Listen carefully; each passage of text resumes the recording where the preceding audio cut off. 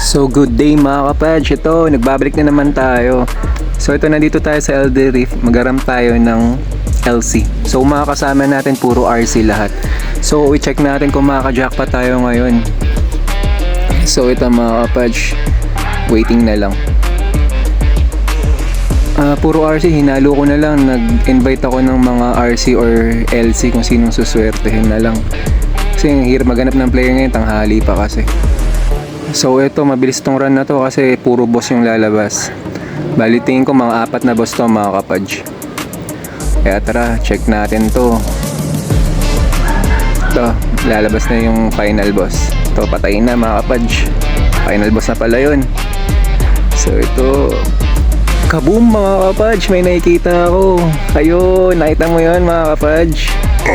May kulay puting nag-drop doon. Nag-iisa.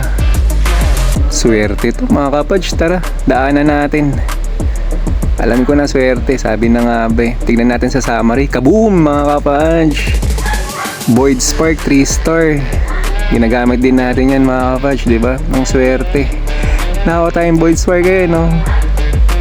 Benga mga kapadge, kuha natin, diba? Ganun lang kadali eh. At least diba, nakakuha tayo ng isa legendary gem pa.